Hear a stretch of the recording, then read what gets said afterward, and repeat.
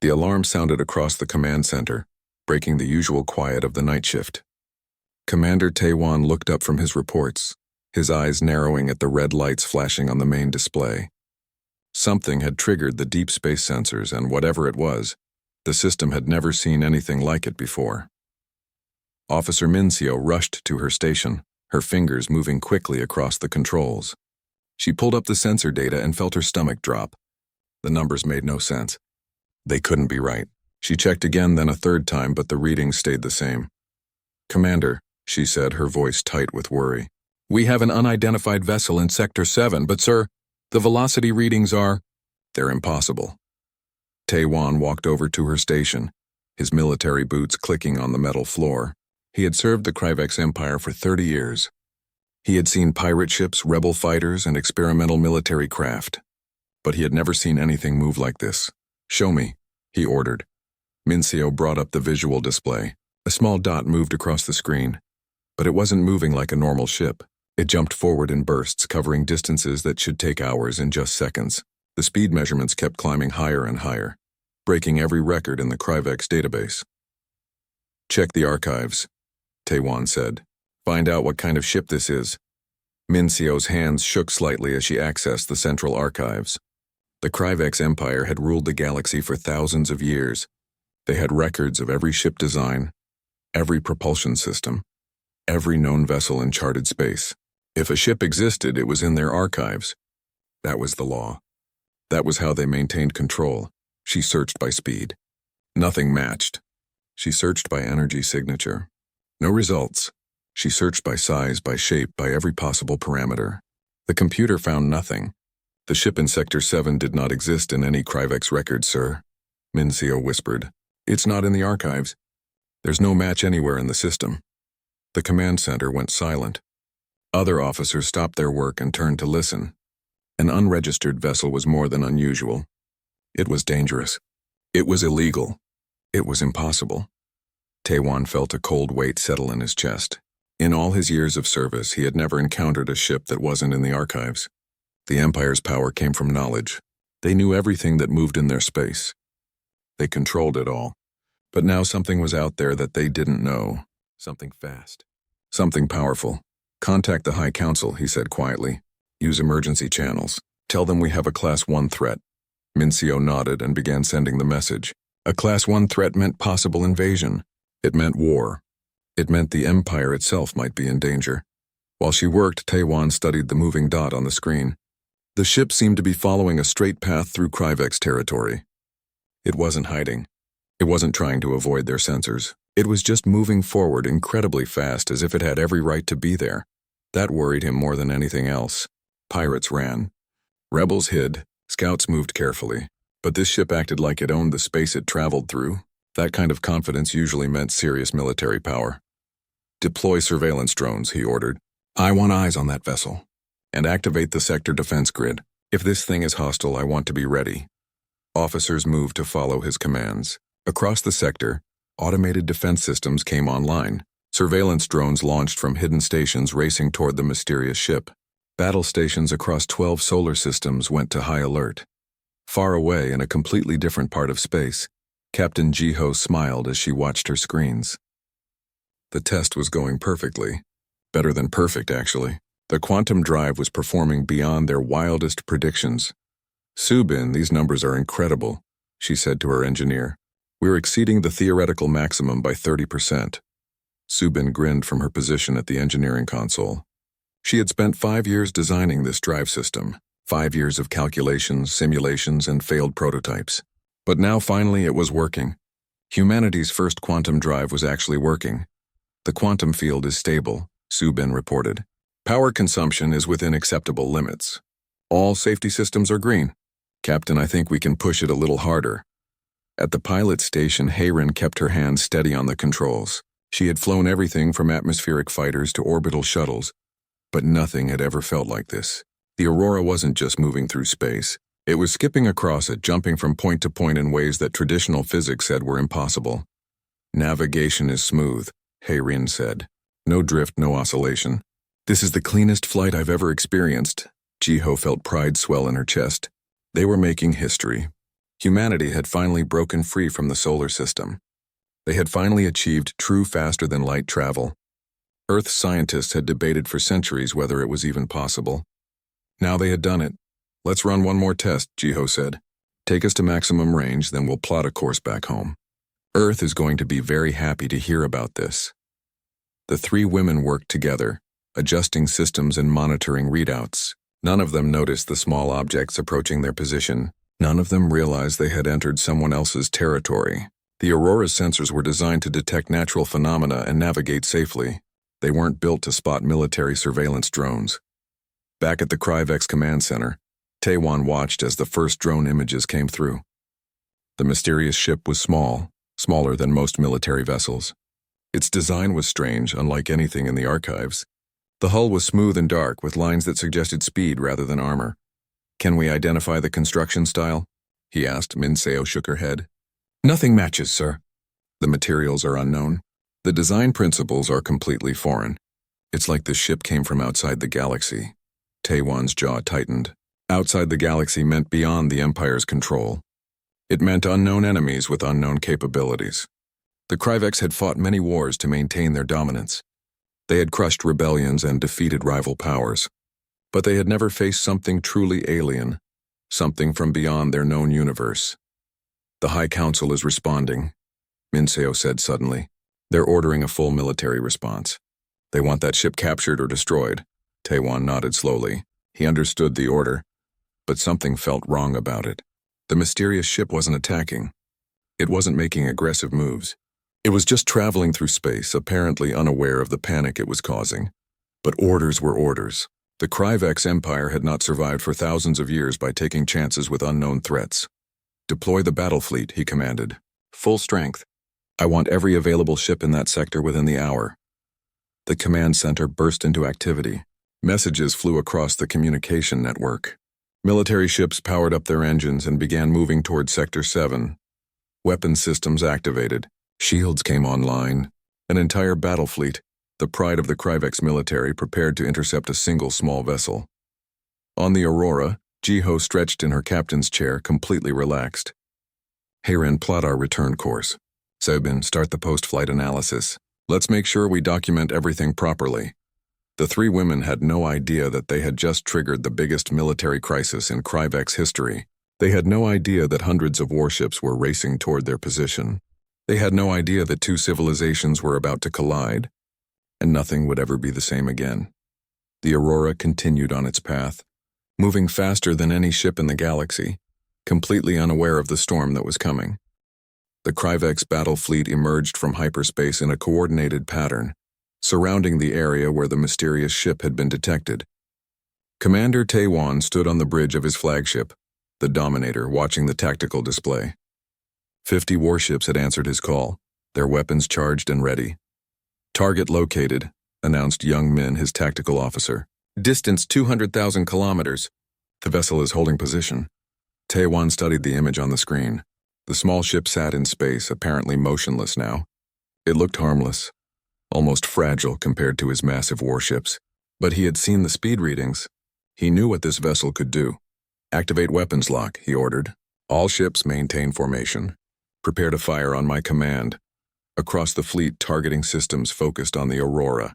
Hundreds of weapons pointed at the single small ship. The Kryvex were taking no chances. "Open communication channels," Taewon said. "All frequencies. Let's see if they respond." On the Aurora, an alarm suddenly beeped. Heiren looked up from her navigation console, confused. "Captain, I'm detecting multiple ships." "A lot of ships." "They just appeared around us." Jiho's relaxed expression vanished. She quickly pulled up the sensor display and felt her heart start racing. The screen showed dozens of large vessels in a clear military formation. They were surrounding the Aurora completely. "Oh my God," Subin whispered from engineering. Are those alien ships?" Jiho's mind raced. This was it. First contact with an alien civilization. Humanity's first meeting with intelligent life from another world. But the military formation worried her. This wasn't a friendly greeting. This looked like a threat. "Stay calm," she said, trying to keep her voice steady. "This is what we trained for." "Subin, power down all weapon systems immediately." Heiren, cut the engines. "We need to show them we're not hostile." But Captain, Hayren protested, if we cut the engines, we can't escape if they attack. If they wanted to attack, we'd already be dead, Jiho replied. Look at how many ships they have. Our only chance is to show peaceful intentions. Do it now. Hayren's fingers moved across her controls. The Aurora's engines powered down. The ship went quiet, floating in space like a leaf on still water. Now, Jiho continued, activate the first contact protocol. Broadcast on all frequencies. Mathematics first, then the language samples, then the cultural package. Show them who we are. Subin's hands shook as she activated the protocol. Earth's scientists had spent years preparing this moment. They had created a comprehensive package of information designed to communicate with any intelligent species. Mathematical principles that should be universal. Simple language patterns. Images showing Earth and humanity. Music and art. Everything that could help aliens understand that humans came in peace. The Aurora began broadcasting on every frequency it could generate. The transmission spread out in all directions, carrying humanity's message to whoever was listening. On the Dominator, young Min jerked back from his console. Commander, the target is transmitting. Multiple frequencies, high power, some kind of complex signal pattern. Tae-Wan felt his muscles tense. Analysis. Is it a weapon? Unknown, sir. The pattern is strange. It doesn't match any known weapon signature. It looks almost like data transmission, but the format is completely foreign. Could be code, suggested Minseo, who had transferred to the flagship. Maybe they're trying to infiltrate our systems. Or activating something, young Min added nervously. Some kind of hidden weapon network. Tae-Wan stared at the tactical display. The mysterious ship had powered down its engines and weapons. That suggested peaceful intent. But now it was broadcasting strange signals. That could mean anything. Demand their identification, he ordered. Tell them to power down their transmission and prepare to be boarded. The communication officer sent the message in standard Kryvex military code. On the Aurora, Subin picked up the transmission but couldn't understand it. Captain, they're sending something back. But it's not in any language I recognize. The computer can't translate it. Jiho bit her lip. They couldn't understand the aliens, and the aliens couldn't understand them. This was the biggest problem with First Contact. Without a common language, everything could be misinterpreted. Keep broadcasting our message, she decided. Add more mathematical sequences. Focus on universal constants. Speed of light, gravitational constant, atomic numbers. Something they have to recognize. Minutes passed. The Aurora continued its broadcast. The Kryvex fleet maintained its weapons lock. Both sides waited, uncertain and afraid. Then young Min spoke up again. Sir, I'm picking up something in their transmission. There are mathematical patterns.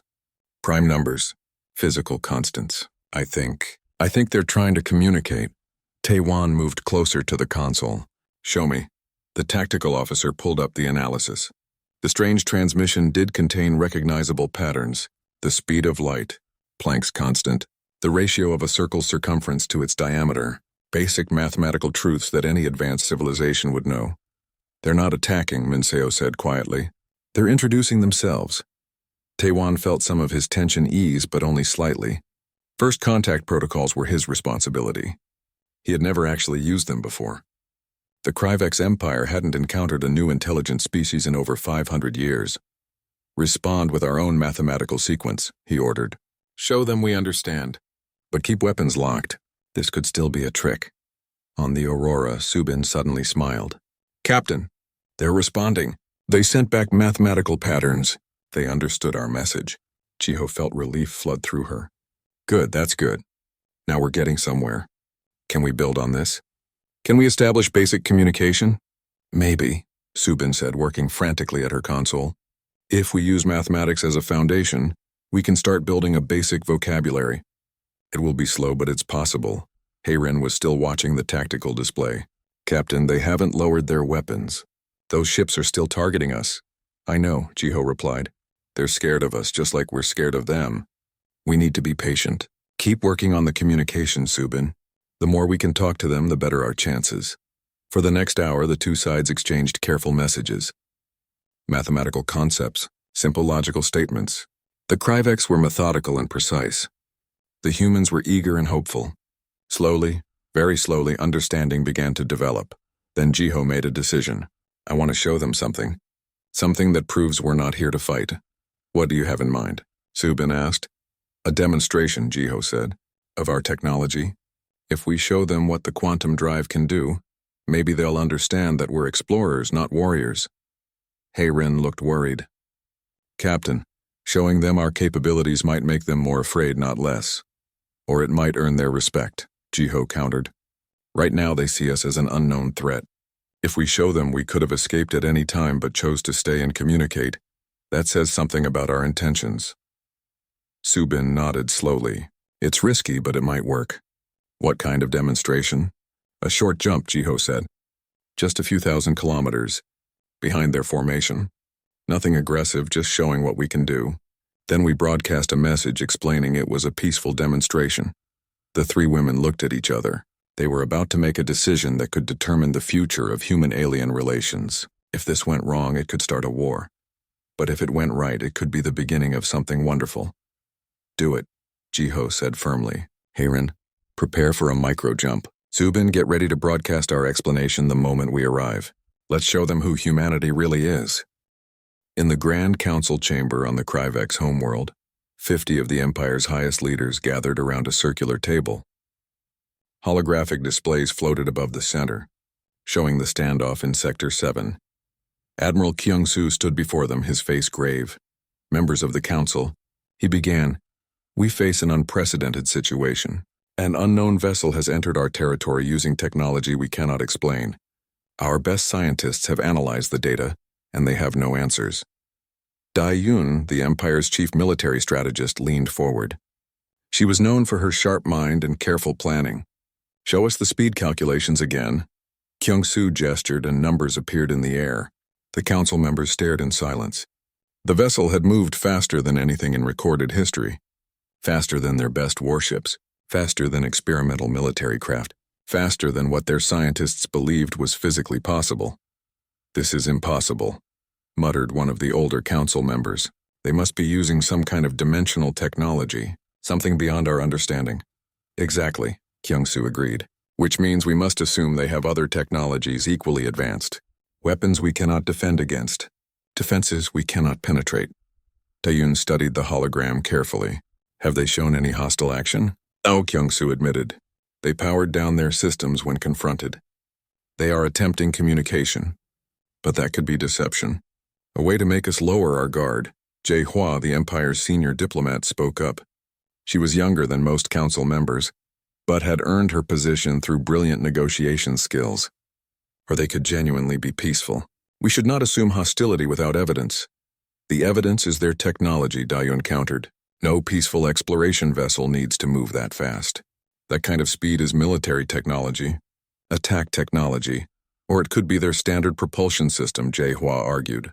We do not know where they come from. Perhaps in their region of space all ships move this way. The council erupted into debate. Some members agreed with Daun, seeing the vessel as a threat. Others supported Jae Hwa's more cautious approach. The chamber filled with raised voices and competing opinions. Finally, the council chairman raised his hand for silence. He was ancient, one of the oldest living Kryvex, and his words carried immense weight. This vessel represents a potential shift in the balance of power, he said slowly. For thousands of years, the Kryvex Empire has maintained dominance through superior technology and military strength. If this unknown species possesses technology that surpasses ours, our entire civilization could be at risk. The room went quiet. Everyone understood the implications. The Empire's power was built on being the strongest, the most advanced. If someone else was more advanced, everything could change. I propose we capture the vessel, Daun said. Take it intact if possible. Study their technology. Learn their secrets. That is the only way to maintain our security. And if they resist? Jae Hwa asked. If they are part of a larger civilization, capturing their ship could be an act of war. Then we will fight that war from a position of knowledge, Daun replied. Better to study one ship now than face an entire fleet later. While the council debated on the homeworld, Commander Taewon watched something impossible happen. The human ship vanished. One moment it was there, surrounded by his fleet. The next moment it was gone. No engine flare, no energy spike, no warning, just gone. What happened? he shouted. Where did it go? Young Min frantically worked his controls, scanning. Sir, I found it. Behind us, it jumped behind the fleet formation. Taewon spun around to look at the tactical display. The small ship was now positioned behind his warships, perfectly placed to attack their weaker rear shields. His heart raced. This was it. The attack was beginning. All ships, emergency turn. Target the enemy! Fire on my mark. The Kryvex fleet began its maneuver, but before Taiwan could give the order to fire, Min Seo called out, Wait, sir, they're broadcasting again. It's a message. Analyze it quickly, Taiwan snapped. This could be their attack signal. Min Seo worked at incredible speed. The hours spent building a basic mathematical communication system now proved valuable. She could understand parts of what the humans were sending. Sir, they're saying it was a demonstration. They're showing us their propulsion technology. They're saying they could have escaped at any time, but they chose to stay and communicate. Taewon stared at the message analysis. The humans had positioned themselves perfectly for an attack, but they weren't attacking. They were explaining. They were teaching. They were showing off. On the Aurora, Jiho held her breath. The alien fleet had reacted exactly as she feared. They had spun around, weapons ready. But they hadn't fired. Not yet. Are they receiving our message? She asked Subin. Yes, Captain. They're analyzing it now. I think they're starting to understand. Heirin kept her hands on the controls, ready to jump again if necessary. This was either the smartest thing we've ever done or the dumbest. We'll find out soon, Jiho muttered. Back on the Kryvex homeworld, the council watched the events unfold through live feed. They saw the human ship disappear and reappear. They heard Taewon's frantic reports. They read the translation of the human message.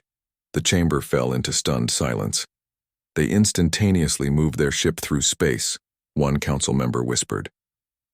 Without any apparent propulsion, they simply appeared in a new location. This changes everything, said another. If they can do that in combat, our fleet would be helpless.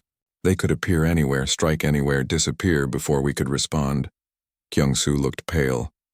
In all his years as admiral, he had never encountered a military technology this advanced. The Kryvex had the largest fleet in the galaxy. They had the most powerful weapons. But none of that mattered if the enemy could simply teleport around the battlefield. Jaehua seized the moment. They showed us this power, but they did not use it aggressively. They positioned themselves for an attack, but they did not attack. Instead, they explained what they were doing. Does this sound like a hostile civilization? Deun shook her head slowly. She had to admit the diplomat had a point. It sounds like a civilization showing off, displaying strength. But to what purpose? Perhaps to prevent conflict, Jaehua suggested. They are saying, look what we can do. We do not wish to fight, but if you force us, you will lose. The council chairman nodded slowly. A demonstration of strength to avoid violence. That is, actually quite wise. More sophisticated than simply threatening us. Kyung-soo pulled up more analysis data. Our scientists have been studying their communication attempts. They are trying very hard to talk to us. They have shared information about their mathematics, their physics. They seem genuinely interested in peaceful contact. Or they are very clever, Dayan warned, making us trust them before they strike. I do not think so, Jaehua said. I believe these are explorers, scientists. They stumbled into our territory by accident and are now trying to handle the situation peacefully. We should respond in kind. The chairman looked around the chamber. Those in favor of attempting diplomatic contact, raise your hands. Slowly, hands rose. More than half the council voted for diplomacy. The Empire would try to talk rather than fight. Send orders to Commander Taewon, the chairman declared. He is to establish communication with the unknown vessel. Use whatever resources necessary. We must learn who these people are, where they come from, and what they want. Kyung-soo bowed. It will be done. As he prepared to send the message, Kyung-soo couldn't help but feel that the galaxy was about to change. The Kryvex Empire had stood alone at the top for so long. Now suddenly they had equals, perhaps even superiors.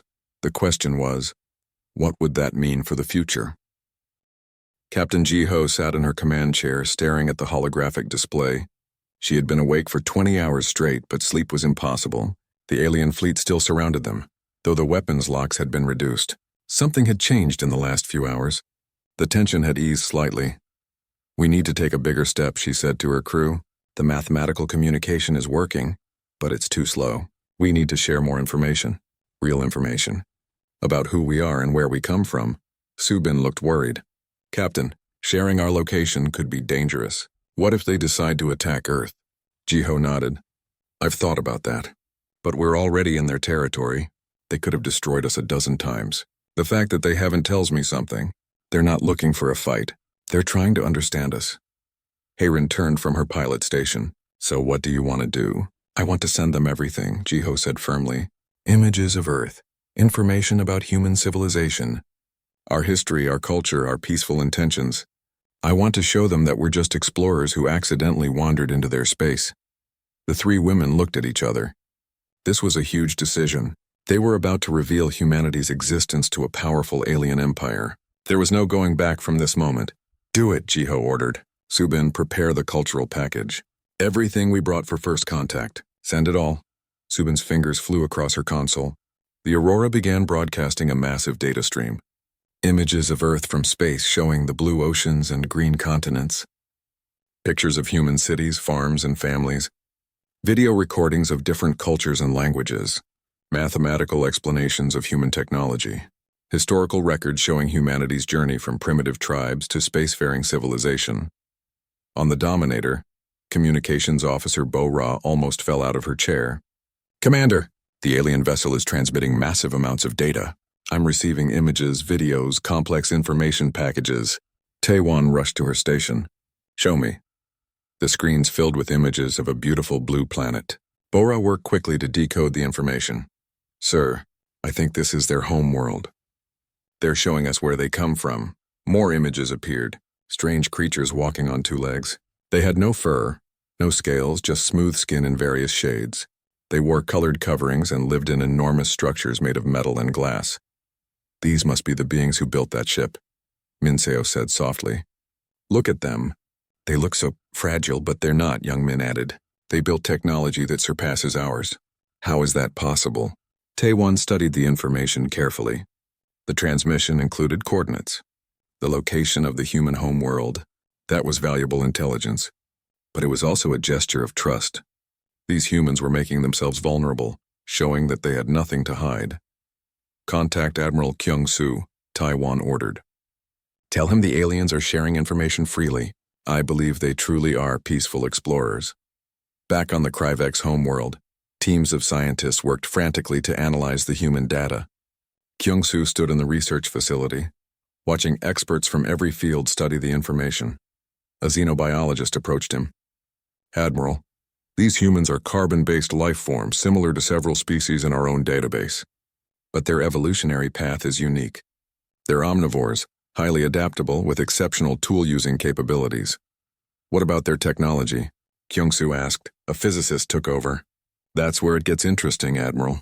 Their approach to quantum mechanics is completely different from ours. We've been trying to brute force our way through the quantum barrier for centuries. They took a different path, working with quantum entanglement in ways we never considered. So their quantum drive isn't more advanced, Kyung-soo said slowly.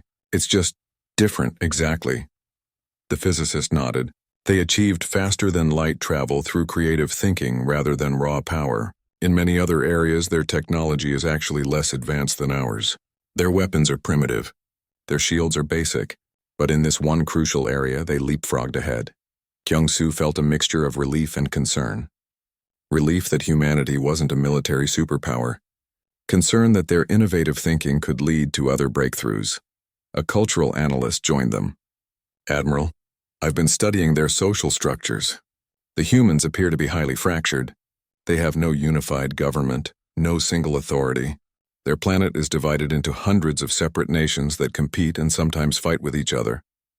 That's unusual, Kyung-soo remarked. Most species achieve space travel only after unifying their homeworld, which makes their achievement even more remarkable, the analyst replied. They reached the stars despite internal conflicts. That suggests extraordinary determination and resourcefulness. Diplomat Jae Hwa entered the research facility. She had been reviewing all the data carefully, looking for diplomatic opportunities. Admiral, she said, I believe we should respond in kind. The humans have shown us tremendous trust. We should reciprocate. Share information about the Kryvex Empire. Show them who we are. Kyung-soo hesitated. That could be seen as weakness or as strength, Jaehua countered. We are a civilization that has endured for thousands of years. We have nothing to fear from these newcomers. Let us show them the greatness of the Kryvex Empire and offer them friendship. The Admiral considered this. Finally, he nodded. Very well. Prepare a data package. History of the Empire. Our technology within reason. Cultural information. And an invitation. An invitation? Jaehua asked. To meet face-to-face, Kyung-Soo said. If we're going to establish relations with these humans, we should do it properly. Invite their ship to a neutral station. Let us conduct formal first contact proceedings. Jaehua smiled. Excellent decision, Admiral. Hours later, the Aurora received a response from the Kryvex. Subin's eyes went wide as she decoded the transmission. Captain, they're sending us information about their civilization, history, culture, technology specifications, and they're inviting us to meet them. Chiho felt her heart race with excitement. The images showed the Kryvex, a proud and ancient species that looked like a cross between reptiles and birds. Their empire stretched across thousands of star systems. Their cities were magnificent, their history rich and complex. They're offering coordinates, Subin continued. A space station in neutral territory. They want to meet us there for formal diplomatic talks. This is it, Hyrin whispered. Official first contact. We're making history. Jiho took a deep breath. Send our acceptance. Tell them we're honored by their invitation. Then plot a course to those coordinates. It's time for humanity to join the galactic community. As the Aurora prepared to move, Taewon watched from his flagship. He felt a strange mixture of emotions. Pride that he had handled the situation without violence, curiosity about these remarkable humans, and a touch of fear about what their emergence would mean for the galaxy. The Kryvex Empire had ruled unchallenged for so long. Now suddenly there were others who could match them, not in military might but in innovation and potential. The balance of power was shifting. Min Seo stood beside him, watching the tactical display. Sir, do you think they'll honor the peace? Taewon nodded slowly. I believe they will. They've shown nothing but goodwill. But we must remain vigilant. The future is uncertain now. Everything is changing. The Aurora began moving toward the coordinates, escorted by a small Kryvex honor guard. Behind them, the massive battle fleet stood down, weapons finally powering off. The crisis was over. A new chapter was beginning. In both the human ship and the Kryvex vessels, crews prepared for the historic meeting ahead. Translators worked on language programs. Diplomats reviewed protocols. Scientists exchanged excited messages about potential collaborations. The galaxy was about to discover that it had new players in the great game of interstellar politics. And neither humanity nor the Kryvex Empire would ever be the same again. The neutral station hung in space like a massive flower, its petals of metal and glass rotating slowly. It was one of the oldest Kryvex diplomatic facilities, built centuries ago for meetings between rival factions. Now it would host something far more significant. The Aurora approached carefully with Hayren at the controls. She had never docked with an alien space station before. The docking procedures were different from anything she knew. But the Kryvex had sent clear instructions. Her hands moved with practiced precision, guiding the ship into the designated berth. Captain Jiho stood near the airlock, wearing her formal uniform. Subin was beside her, carrying a portable computer loaded with translation programs and cultural databases. They were about to meet aliens face-to-face for the first time in human history. Are you ready? Jiho asked her crew. Subin nodded, though her hands were shaking slightly. As ready as I'll ever be. Hayren joined them, leaving the Aurora's systems on automatic. This is going to be amazing. Terrifying, but amazing. The airlock cycled open. Beyond it stood a delegation of Kryvex officials. Admiral Kyung-Soo led the group, his scaled skin gleaming under the station lights. Beside him stood diplomat Jaehua, her feathers arranged in a formal pattern. Commander Taewon was there too, along with several other officers. For a moment, both groups simply stared at each other. Humans and Kryvex meeting for the first time, two species separated by vast distances and completely different evolutionary paths, now standing face to face. Then Jiho stepped forward. She had practiced this moment in her mind 100 times. She raised her right hand in a gesture of peace, the way humanity had always imagined greeting aliens. Kyung-Soo understood the gesture immediately. The cultural data had explained human customs. He raised his own hand in response, his three-fingered appendage spreading wide. HFY activated a translation device. The technology was crude, cobbled together from the mathematical communication and language samples both sides had exchanged. But it worked well enough. "Welcome to Kryvex space," she said, her words emerging from the device in heavily accented but understandable English. "We are honored to meet representatives of humanity." Jiho smiled. "The honor is ours. We apologize for entering your territory without permission. It was not intentional. We are explorers on our first voyage beyond our solar system." "We understand," Kyung-soo replied through his own translator. "Your arrival was unexpected, but perhaps it is fortunate. The galaxy can always use new friends." The formal greetings continued as both groups moved into a conference chamber. The room was designed for multiple species with adjustable seating and atmosphere controls. The humans and Kryvex sat across from each other at a large table. Over the next hours they talked. Jaehwa led the diplomatic discussions with Jiho representing humanity. They established basic protocols, trade possibilities, cultural exchange programs, agreements to share scientific knowledge. "Your quantum drive technology interests us greatly," Kyung-soo admitted. "Our scientists would very much like to understand how you achieved such remarkable results." Jiho glanced at Subin, who nodded slightly.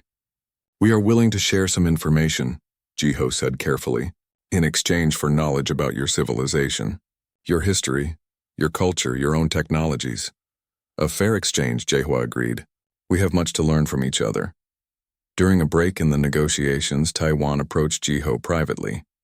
He had been watching the human captain closely, impressed by her calm demeanor and intelligent responses.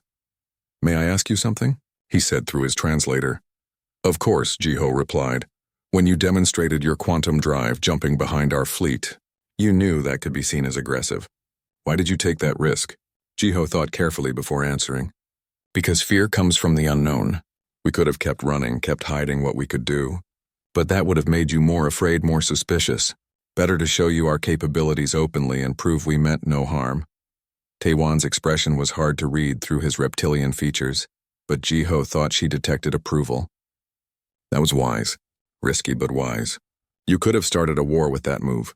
Or prevented one," Jiho replied. "Sometimes you have to trust that the other side wants peace as much as you do." The commander nodded slowly. "Humans are interesting. We will watch your species with great curiosity." The negotiations continued for 2 full days. Agreements were drafted. Boundaries were established. The Kryvex would designate a corridor through their space that human ships could use freely. In return, humanity would share their quantum drive research over a period of several years. More importantly, both sides agreed to ongoing diplomatic relations. The Aurora would carry the first Kryvex diplomatic envoy back to Earth. A small team would establish an embassy in human space, while humans would send their own representatives to the Kryvex homeworld. As the meetings concluded, Kyung-soo made a surprising announcement. "The Kryvex Empire officially recognizes humanity as a sovereign spacefaring civilization. You are invited to join the Galactic Council, where all major civilizations meet to discuss matters of mutual concern." Jiho felt overwhelmed. "The Galactic Council? How many species are part of it?" 47, Jaehwa replied. "Now 48 with humanity. You are the first new members in over 300 years." The weight of that statement hit Jiho hard. Humanity was no longer alone in the universe. They were joining a community of dozens of intelligent species. The implications were staggering. Finally, it was time for the Aurora to depart.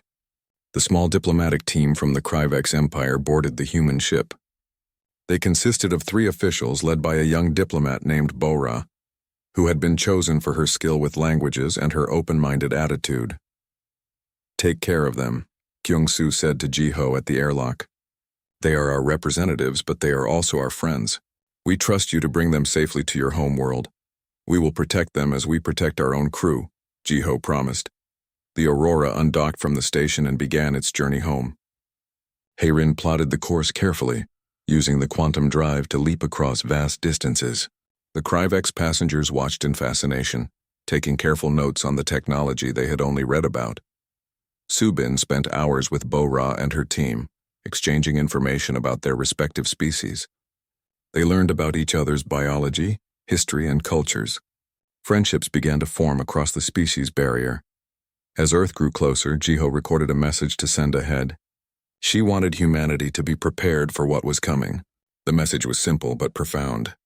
We are not alone. We have met others among the stars. They come in peace and they invite us to join them. The response from Earth was immediate and overwhelming. Joy, excitement, fear, and wonder all mixed together. Governments scrambled to prepare for the arrival. Scientists celebrated. Religious leaders debated the theological implications. The entire planet buzzed with anticipation. The Aurora approached Earth orbit, escorted now by every spacecraft humanity could muster. It was a motley collection compared to the Kryvex fleet, but it represented humanity's pride and determination. Bora stood at the observation window, gazing at the blue planet below. So this is Earth. It is beautiful. Similar to our own world in some ways, yet uniquely yours. Welcome to our home, Jiho said warmly. We hope this is the beginning of a long friendship between our peoples. As do we, Bora replied. The Aurora descended toward a specially prepared landing site. Millions watched from around the world as the small ship touched down. When the airlock opened, Jiho emerged first, followed by her crew and their Kryvex guests. The crowd erupted in cheers. Humanity had reached for the stars and found friends among them. The age of isolation was over. The age of galactic citizenship had begun. In the Kryvex Empire, Kyung-soo watched the broadcast from Earth. He felt a mixture of emotions. Concern about how humanity's innovation would change the balance of power. Hope that these newcomers would bring fresh perspectives to old problems, and satisfaction that he had chosen diplomacy over conflict. Taewon stood beside him. Do you think we made the right choice, Admiral? Welcoming them instead of containing them. Kyung-soo nodded slowly. Time will tell, Commander, but I believe that some chances are worth taking. The humans showed us courage and wisdom. They deserve our respect and friendship. The galaxy was changing. The old order, where the Kryvex Empire stood unchallenged, was giving way to something new. Something more complex and uncertain, but also something with tremendous potential. Humanity had arrived on the galactic stage not through conquest, but through innovation and peaceful contact. Their quantum drive had opened the door. Their courage and diplomacy had walked through it. Now they would help shape the future of countless worlds. The story of humanity's first contact would be told for generations. How a small exploration ship had accidentally wandered into Kryvex space. How that mistake had nearly caused a war, and how wisdom on both sides had turned a crisis into an opportunity. As Jiho stood on Earth's surface looking up at the stars where she knew her new Kryvex friends waited, she smiled. This was just the beginning. Humanity had so much to learn, so much to explore, so many new friends to make. The galaxy would never be quite the same. And that, Jiho thought, was exactly how it should be.